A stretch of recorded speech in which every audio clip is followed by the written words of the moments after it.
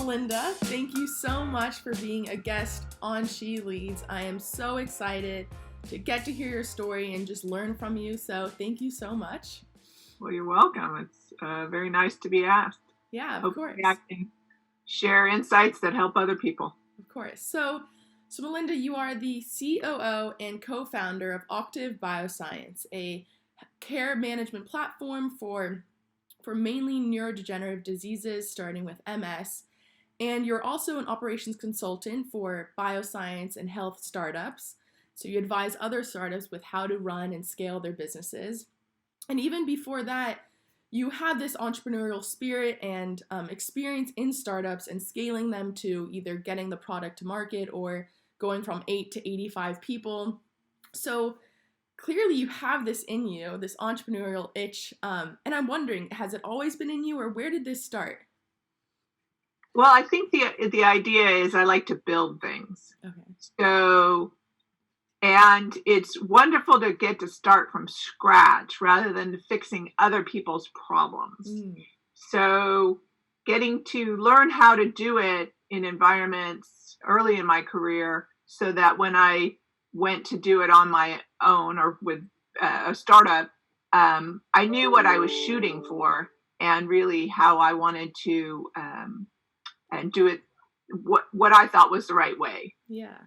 So I'm wondering, did you ever have people telling you, like, no, you're crazy, go do some conventional job where it's more secure and much less risk? Or were you just like, no, doing it? Oh yeah, no, I get that all the time, particularly family members. My mother was like, why would you do, you're the first employee of these little, what's your job security? And I actually say, if you think about it, with a startup, you're very close to what's going on. So if it's not going well. And so you have more runway to actually figure out what to do.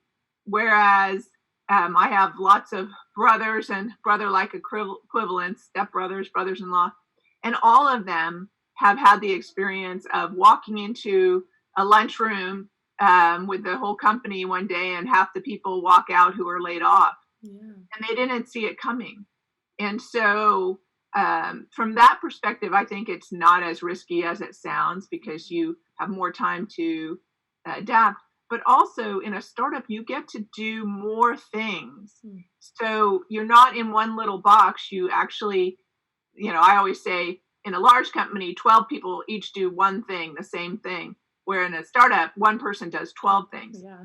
And that breadth of experience and skill building, if things do go wrong, gives you more ways to go for your next career move. And so I think from maybe the job may seem riskier, but from a career perspective, it's not a risky way to go. At least I haven't found it to be. Yeah, it's a really interesting perspective. So I'm wondering, how do you almost gauge where the success of the company will go? Because like for some people it's hard, like in the moment you're just like, I like the product, I think it could be something. But what do you do to know, like, okay, this could actually be a huge part in the market and this is why I'm gonna stay? Or you don't know. I mean, you have to be invested in the journey. Okay. And I often tell people to think about equity as frosting on the cake. I mean, it is how you're supposed to give people an incentive. I think it's more a reward for feeling like if you really gave it your all, then this reward comes later where you feel like not only did we create this wonderful thing, but we were part of sharing in the success. Yeah. So, I don't know going in that it's going to be a success, but what I do, particularly since I'm always in technical scientific companies where I have no ability to assess it myself, is you look at the experts and what are they saying. Yeah. So with Octave, we did a lot of work early on, identifying pain points. Yeah. And what were people willing to pay for and interested in. So doing a lot of that deep research with the users and the stakeholders rather than just thinking, hey, I think this is pretty cool. Yeah. When I was the EIR in New York, right.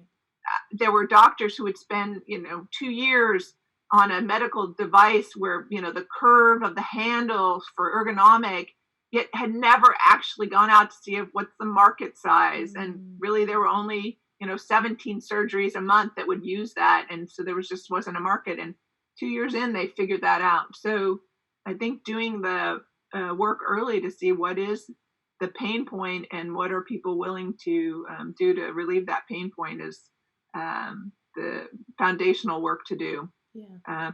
But yeah, for success for myself, it's really, are these the people I want to, this team, whoever it is, whether it's 1 or 5 or 8, which are the different companies I've helped start, are these the people I want to spend time trying to ride this ride? Right. And so do I think we can adapt and innovate and change and hang together when things get tough? And so that's been successful for me so far. Yeah, I think that's really important, talking about the people and making sure that you can learn from them and really grow together. So you mentioned how it's really important that you do that research before and kind of not go in with just this blind eye with a product that you personally love. But so I'm wondering, it's really difficult for people to actually get started. Like they think they have this great idea, but going that next step is like often really hard, and like finding that little step. So I'm kind of wondering, what tips do you have for people to actually get started? And even more so, how much time do you spend doing that market research before you're like, okay, I don't want to be a perfectionist and like, I want to release it. How do you balance that? Yeah. I've never been accused of being a perfectionist. Definitely, I have a bias toward action. Okay, yeah. 80-20 rule. I love the 80-20 rule. I always think that, 80% is going to stay, 20% is going to change no matter what you're doing. You just don't know which. So just get something out there and learn. You will never get it all right. And so, but again, working with scientists always want more data and more data. And so in my career, part of it has been like, this is enough. Let's move.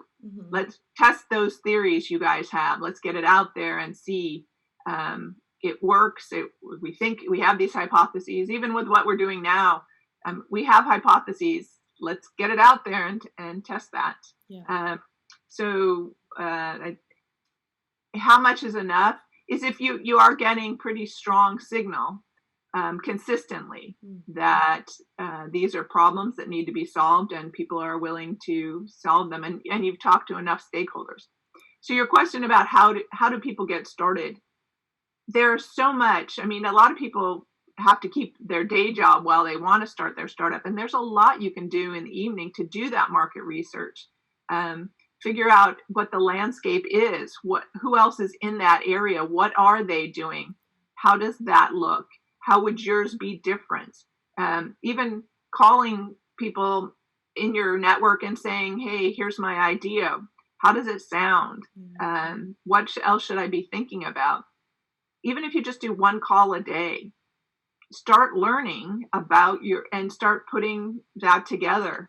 Bill and I worked for, a year, just the two of us doing all that kind of work before we paid for anything to be done around our ideas. So you really can do a lot. If you think about what you're focusing on is there a business here? Will people pay for this? Rather than how do I perfect my technology? The thing that I do that's really hard for some technology people when I coach people or consult to them is I say, talk to me for a half an hour about your business without talking about the technology at all. I don't want to know how it works at all. Wow. Just for this half an hour. See if you can do that. And that's actually extremely hard. And that tells me they aren't thinking about the business. They're thinking about the technology, and they need to think about the business. Wow, that's a really good question to ask. I feel like people kind of just slips by them, and then they don't think, okay, how am I going to actually scale this, and etc. Right. So why health startups and why biosciences? What drew you to that, and have you dabbled in other things besides health, or have you always been in that? So science-based, I think but as I've said before, I'm a STEM girl. I like science and math. I like systems. And so biological systems I find fascinating, how the body regulates things. So just doing something that I like talking about all day long. I've been approached to be involved in companies where I just thought I just wouldn't find that interesting to talk about all day. So that's part of it. And then the other part is really wanting to feel that I'm doing something that's making lives better. And healthcare, clearly has that mission-driven component to it. Yeah. And so I think between the science and what the science is impacting is really what drew me to that. Yes, I have had non-healthcare experience. I did an internship between my first and second year of business school in a computer technology related, and still don't care about the product at all. Yeah. Spent 3 months working on some manufacturing process stuff, but could not care less about the technology. Yeah. So I'm interested now, kind of gearing towards Octave. Tell me a little bit more about the company and the founding story behind it, the inspiration behind it, any challenges you've had on the way. Yeah. Sure. So Bill Hagstrom, who's the CEO and my co-founder on this, he was the CEO of Crescendo, which was a company focused on rheumatoid arthritis diagnostics, blood tests. And in that capacity, he also started focusing on some of the reporting and data analysis beyond just the blood test. So early days of thinking about how do they give more value from understanding the biology. His company was acquired by a company that really wasn't interested in going into multiple sclerosis. He had thought that RA is a disease that has an inflammatory profile, relapsing remitting, and then progressive joint damage. MS has this relapsing remitting and then progressive CNS damage. And so he saw a lot of parallels there.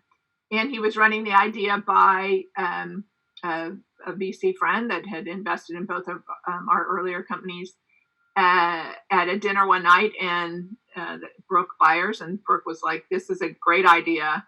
And so Bill, with the permission of the acquiring company, started to look into it. And that's the point when I came back from New York and I reached out to Brooke and I said, hey, I'm back. What do you have for me? And he said, I have something. And the funny part of that story is, well, there are two little funny parts. One, he said, I have something. Are you interested? And my answer back literally was just yes. And my husband laughs. That's all you said? And I'm like, when Brooke Byers tells you he has something for you, you just say yes. Yeah. But the other funny part is I did know Bill from before. When Crescendo moved out from Oklahoma, my company at the time had just taken on a lot of space and we had some extra space. So I was his landlord for a few months. Yeah. And the way we worked the deal was very much an agreement without a lot of contracting, both of us being people of integrity, and that kind of established a really nice basis for us when we were reconnected by Brooke to work on Octave. Nice. And so I know you have experience in scaling a business and you know what needs to happen to get it from 0.0 to, I don't know, in the market and successful. And so I watched your entrepreneurial thought leader seminar I don't know when it happened. And one thing you emphasized was hiring, and particularly how you never lower the bar. So I want you to just talk about that and kind of why it's so important for you and for other founders to do. Yeah. So as I said in the talk, people believe that you need to hire really well. That nobody says anything against that. Yeah. You need to hire really well. You want to hire rock stars. You want to hire A's and all that. But when push comes to shove, it's sometimes hard to stay true to that. And the push is you either, you need to hire somebody because in 3 months you've got to get a product out, and so you need their exact skill to get that product out. Or there's, a once a year conference that comes up and you need the person to be started before that. Or people are just, you've been looking for a while and people are really tired and they need that person to be doing that work because they've been covering it, particularly as you scale. Yeah. And so people get weary, or those are the reasons that people will lower the bar. Right. And even if they say they don't, you can see it start to happen. And so I've just never found any of those compelling arguments, because you think you've solved a problem, but you've actually just either pushed it or created a new one. And so I do hold the bar high. And it's been interesting in this period of time, this COVID world. So there are 17 of us, and just, if we didn't already just all think so highly of each other and just have such a great time with each other and do amazing work, even more now, like we realize how much we miss each other. We are so supportive of each other and cranking out incredible work. I mean, we were on the phone with a professor at Stanford yesterday who said, I just don't even know how you're doing all this. I've never seen anything like this. And that there are only 17 of you is incredible. Like your whole, academic center unto yourselves, and the number of patents you could probably do on all this. So reinforcement that if you really do stay true to that, it will increase the velocity of your company rather than getting slowed by just one or two people who can start to bring the whole thing down. Yeah. So how do you keep your employees motivated? The ones particularly in that last case where they're getting tired and they're getting tired for doing this person's work and we need someone in this position. Like, how do you make sure that they're still being motivated and productive? Yeah, I mean, number one thing I've always found that motivates people is having interesting things to work on. If you hire for people who like to do challenging, interesting work and are good at it, then if you just keep feeding them challenging, interesting work, the rub is when there's grinding kind of work that is also part of it that they want to get out of. You be as transparent as possible about what you're doing to get them help, and you give them a voice in the hiring. What do they think of each person? And then you're very clear about, if you choose not to progress certain candidates, why that is. And then with the people who have struggled the most with it at Octave, they've completely come around because they see now, wow, the difference. And then they think back on some of the people they thought were good enough and how different it is that we have these other people in place. Yeah. So I imagine another challenge in bioscience and biotech is just testing a product or testing this test for some disease, and it's taking months in the lab, and then tell me if this is right or wrong, and then like discovering that, okay, it won't work, or this is not, we're going to have to pivot to something else. So how often does that happen, and how difficult is it for you personally to like, okay, stay motivated and then have that trickle down as like a leader to everyone else working on that product? Yeah. So in one of my companies, we actually had 3 tests we were looking at developing. We went forward with one, put the most time into one. It was an idea where it had been shown in 30 people that this was something that we could build a test around. And so then we did it in 300 people, and we found it wasn't true. That signal wasn't there. Yeah. And so we had 2 other products to be moving forward, and so switched to that. But what we did was we said, hey, this is really cool in that we've disproved this. So nobody else is going to need to waste time and continue on. And we published the negative results. We've disproved earlier work by somebody else. And that gave us a lot of scientific credibility for our follow-on test. So in this world, we say the biology is what the biology is. You can't make it something that it's not. So if you do a lot of pre-work, just the same way we did the market research work, we did a lot of pre-work for reason to believe there will be a signal when you develop a test. And the more you do that, the higher the likelihood of success down the line. Right. So, okay, so that's great. So even if it isn't successful in what you intended, there's still definitely a silver lining in that it doesn't work, and that will help other companies and everything. That's awesome. So you are a COO, and you have operational experience way before. So I'm wondering, what are some key traits and skills that every COO has to have? Yeah. The role has been different in every company I've had. It's different in one way that who's the team that's starting this. And so for me, as in the early days, the very early days, my job is I fill in all the gaps. Okay. So if we have a strong CEO who's had a lot of experience, then I do less of that work. Mm-hmm.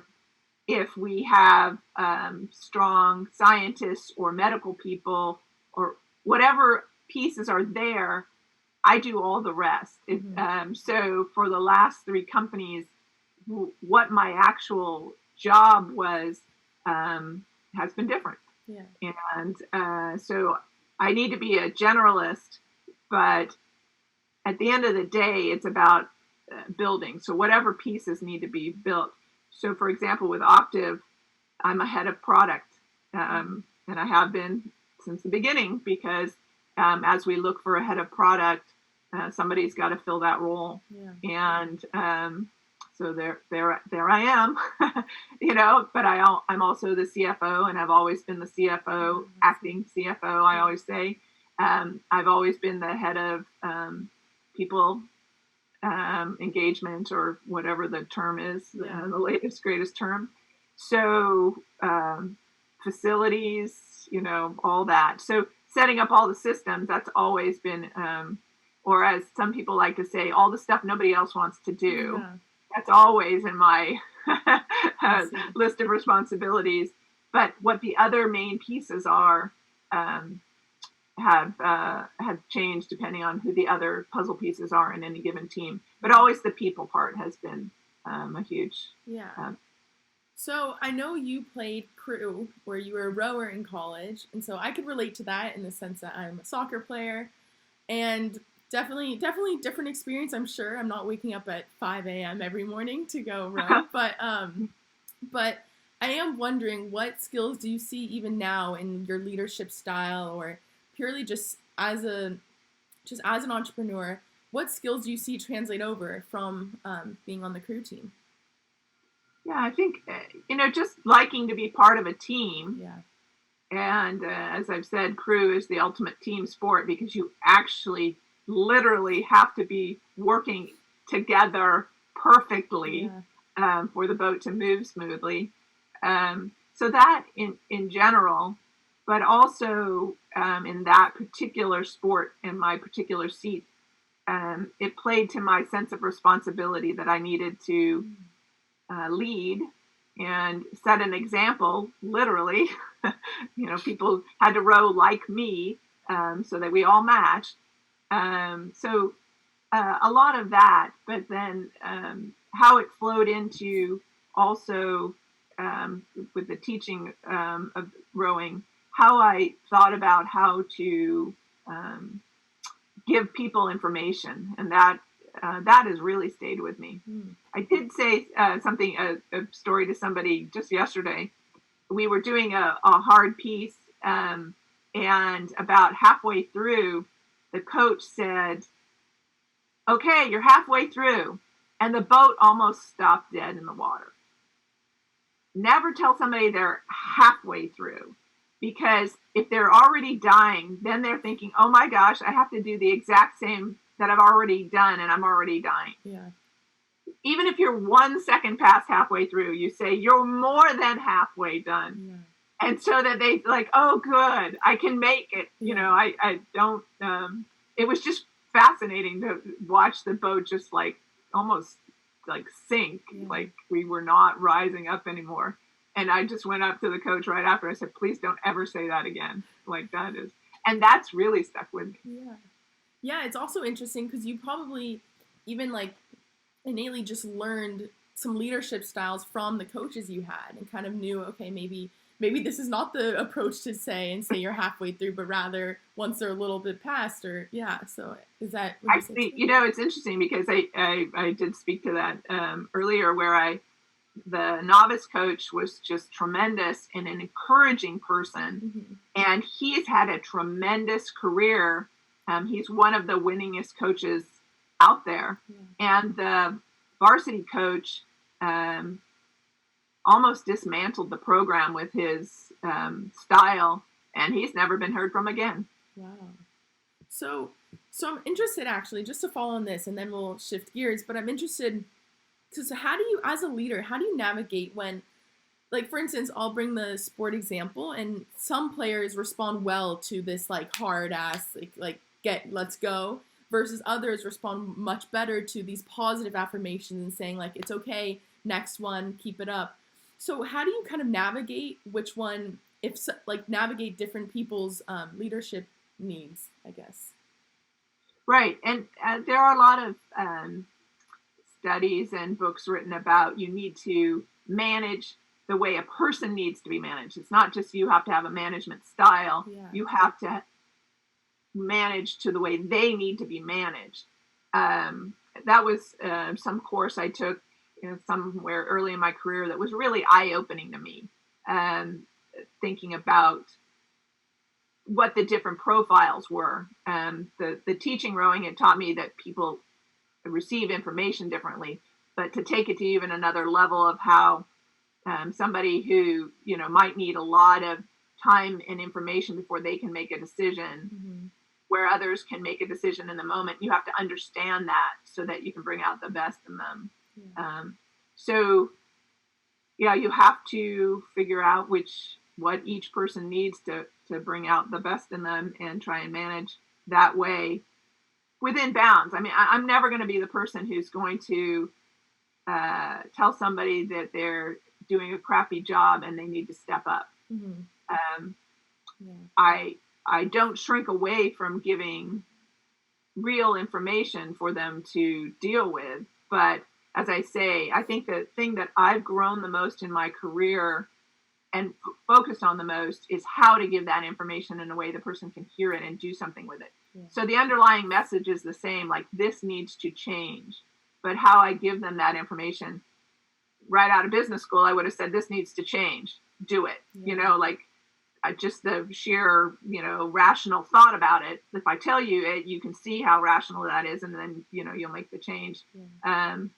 But refining my ability to say it in a way that it comes across and they can absorb it better and really do something with the information has been the major work for me over my career. Yeah, I think that's really important. Yeah.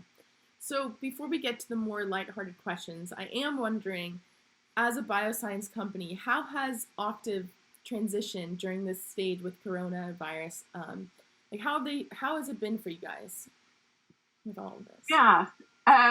So what was really cool early on in our understanding of what was going on was how many ways in which we wanted to step up to help. Mm-hmm. So we had an automation engineer, laboratory instrumentation, and she was asked to help Berkeley come up to speed on, they were trying to do more testing sooner, and so they needed somebody to help them get some instrumentation up. So she volunteered to help with that. We had some extra, we didn't have a ton of personal protective gear, but we had some where we thought if we opened back up tomorrow, we'd probably have enough so that we could run until we could get more. Yeah. So whatever extra we had, we were able to donate to the ICU in San Francisco.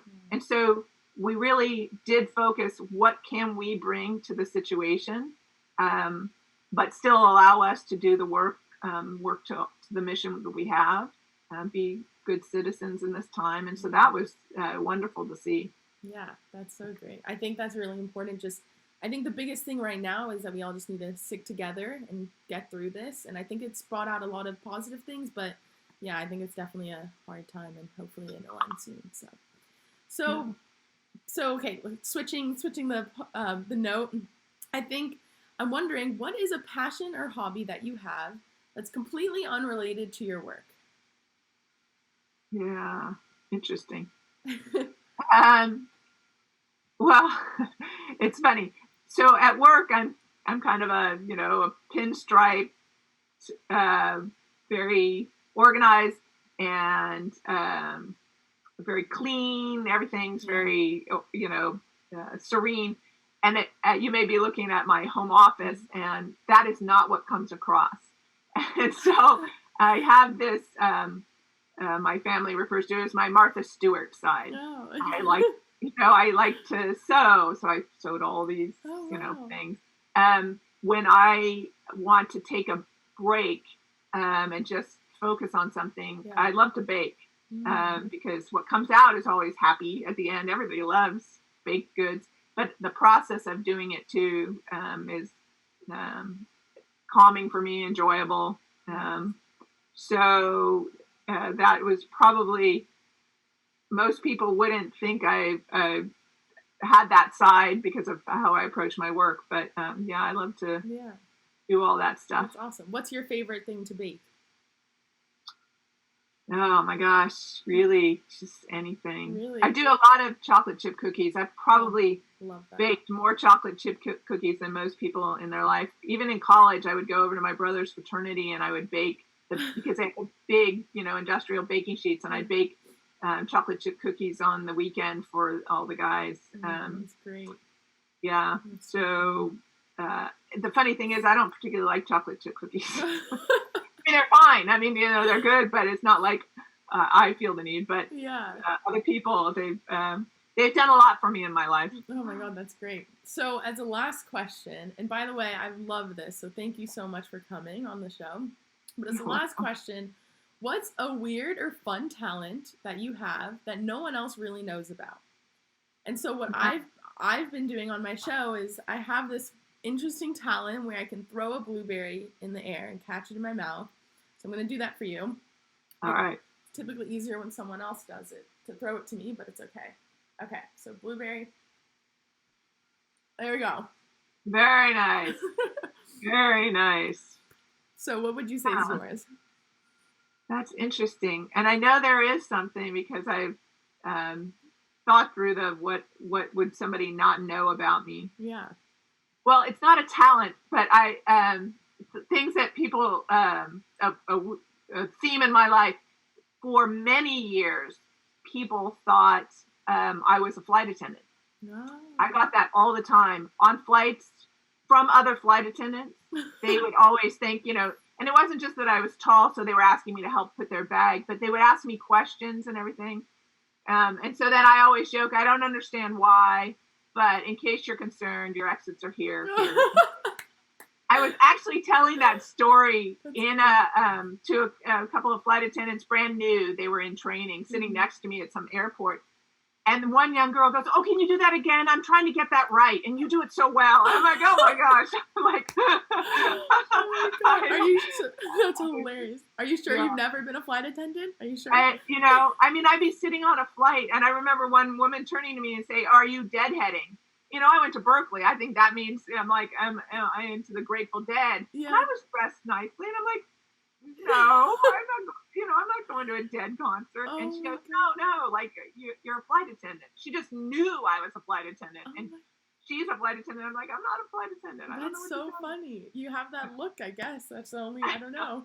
That's really funny. Yeah. Well, Melinda, thank you so much. I learned a lot, and I'm so excited for others to learn from as well. But I really appreciate it. Thank you so much. It's been great. Oh, you're welcome. And I think it's wonderful what you're doing to try and help others. We can all share and learn from each other and make the world a better place because of it. So thank you. Thank you.